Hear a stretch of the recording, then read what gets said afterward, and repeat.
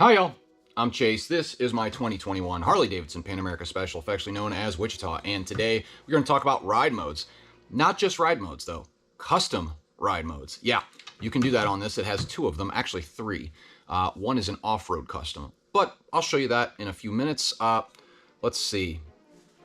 A lot of people, they know that the Pan Ams have ride modes, but a lot of people don't know that you can actually customize them, and there are some settings on there that are, they make the bike just so much better. So much better.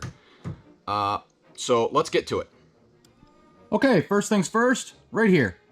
That's the mode button for the ride modes. It's on the throttle side, very top right there. And if we just press it right now, if you look right here, rain mode, street, off-road mode. That's the custom off-road mode, and that's my custom mode that I have set up for myself. Now, we're going to come over here, hit this button, and we're going to keep going across until we get to the little gear icon. We're going to click on that right here. And where it says general, it says ride customization. We're going to go to that, and we're going to go to ride modes. Now, I have rain turned on. Road, I guess you cannot turn off. So, but you can go down through and you can hit that little button, this center button right here, and turn things off or on. Now, that's great and everything, but I don't really need sport because, well, I have a custom mode. I don't need off-road plus because I don't have the tires on my bike for that kind of stuff. I'm not going on single track or anything. I'm just riding up my gravel road. So, I'm in the custom modes now. Now there's a custom off-road plus where I can customize it. Let's just go, that one's different than everything else. But let's just go to custom A. And you click on that center button. This one, again, you can also do it right there. Turn it off, turn it on. And then on this, you can also go, and it wants you to copy from another mode. You say no, because, well, you don't want to. Now, you can go to the engine map. I'm going to use, because I don't want my big fat fingers in the way, I'm going to use the handlebar, the buttons on the handlebars. So, yes, engine map. So you can go to sport, road, off-road, rain. There's 4 different ones. I keep it in sport because that's the one that, I don't know, it's the one that feels right to me.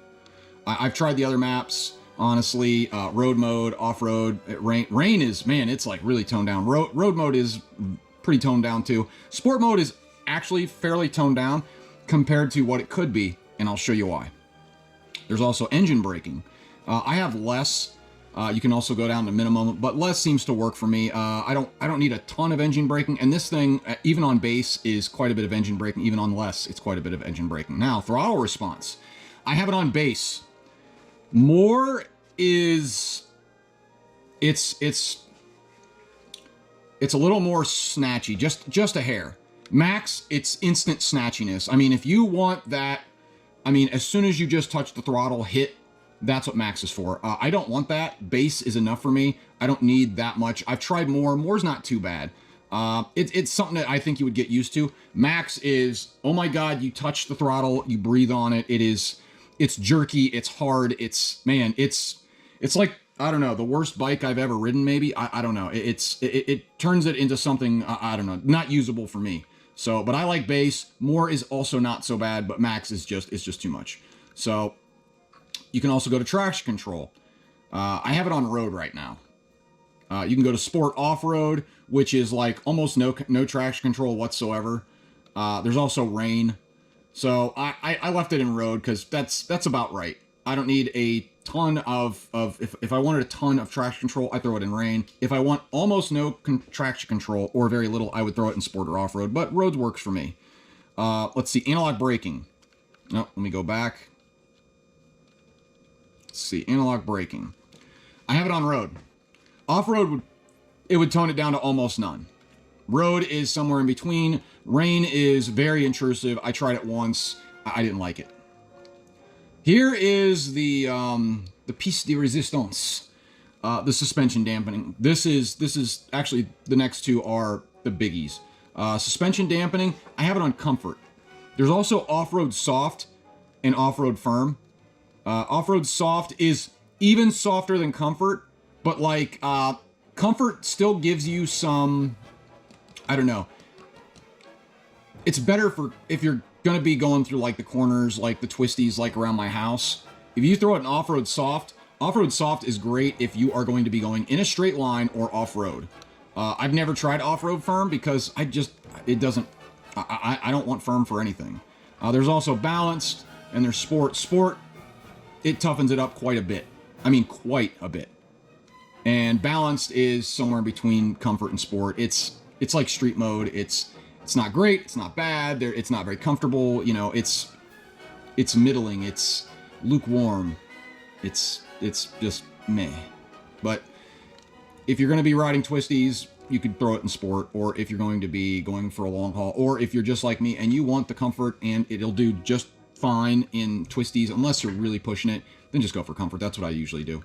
And then there's the adaptive ride height. Mine is locked at ride height right now because the seat I have on my bike is 1 inch lower, and my legs are long enough that I flat foot even at, like, I was already flat footing pretty much on a regular ride height because my legs are long-ish.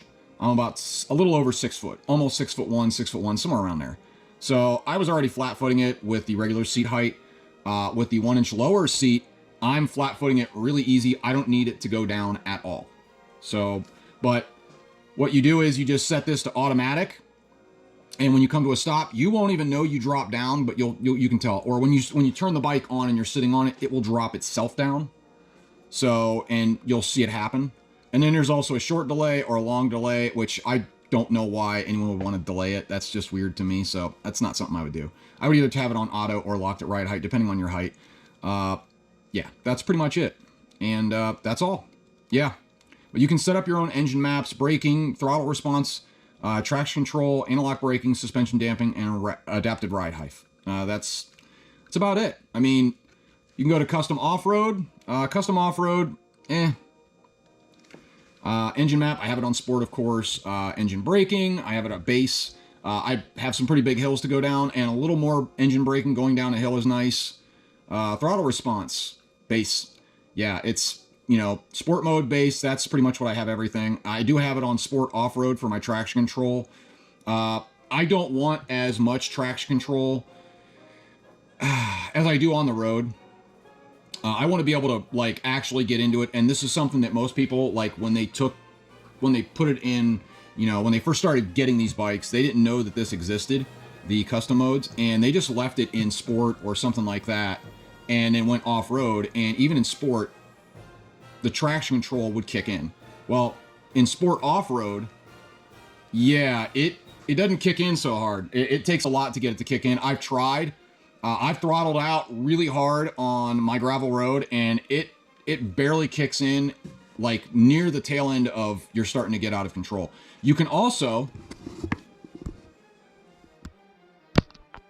come over here and then hit that button right here, and that turns the traction control off. So if you're going off-road, you can actually just turn it off. So you don't need to do that. But let's see. So that was traction control, anti-lock braking. I have it for off-road. It still works the front, but you can lock up the back. The front still works a little bit, so, but it's less intrusive. So that's what I have it on for my off-road. Suspension damping, I have it on off-road soft. I'm not hauling butt, and I've got some pretty big bumps. If I hit one, I want it to soak those up, so it works for me.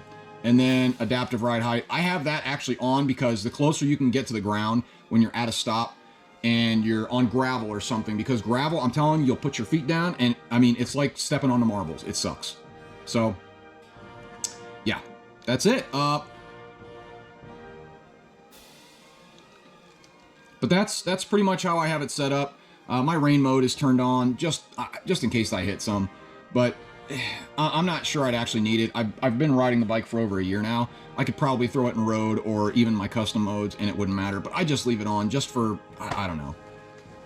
Because I'm a weirdo, I guess, or because it's like a comforting safety thing. I do wish I could turn off road because I am never going to use this. I don't need road. I have 2 custom maps already, so having road turned on is pretty much pointless. So yeah, I don't need it. My other custom modes do me just fine. I've even left this on by accident. Left it on Custom Off-Road Plus, and it did fine on the road. And to get out of it, you just come over here. This button right here. And you're back to where you want. And if you want to change it, you notice it's on rain mode right now. You just come back over here, hit this button. That's road. And that's my off-road mode. And because I'm at my house, this is what I'll start out on until I get out to the main street. All right, I guess that's it. Let me know what you guys think down in the comments down there. If you have any questions, I try to answer them. I read every single comment that's posted. You will know that I did. There will be a little heart by it. I will read it. Also, like and subscribe. That would be great. And stay stubborn. Get out there and ride. Lads and lasses, thank you for watching. Bye, y'all.